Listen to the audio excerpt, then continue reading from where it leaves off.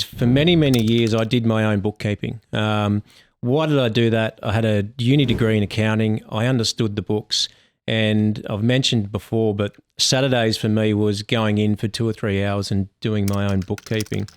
Now, I didn't enjoy it. One thing it did do for me is it did give me a really good view and a really good handle on what was happening in the business, cash flows in and out.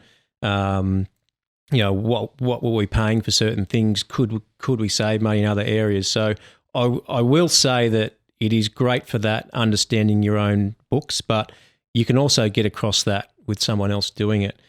So what I'm saying to people is understand what your value is in the business. So, if we're talking about a Saturday morning, and again, this is specific to my industry. So, as a mortgage broker on a Saturday morning, I could have gone into the office and done 2 loan appointments.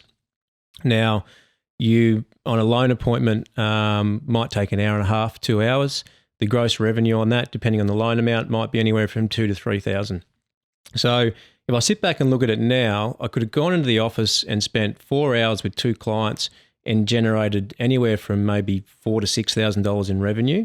Instead, what I chose to do was go into the office and do my books on a Saturday morning, which I probably could have outsourced for maybe $100 an hour. Jace, you can probably help me out there. That's probably too much, $100 an hour. So it was having the mindset of saving money, not having the mindset of, well, what can I make in a period and what is my dollar value to the business versus what I can outsource.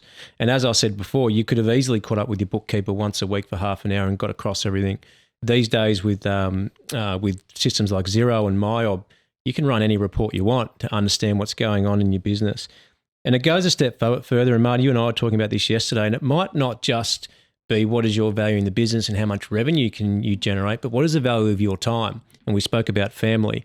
For me, I was single at the time, so giving up Saturday mornings wasn't a big issue. If I had kids, that might have been a different story.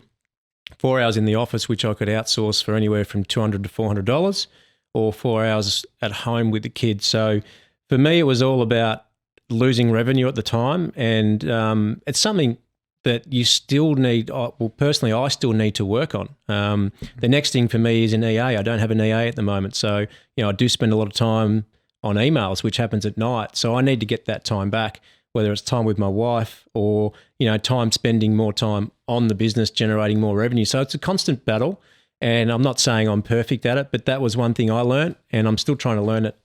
I'm still learning today, and looking at what's the next step, and that's probably an AA for myself to get away from replying to emails and looking at only things that are important.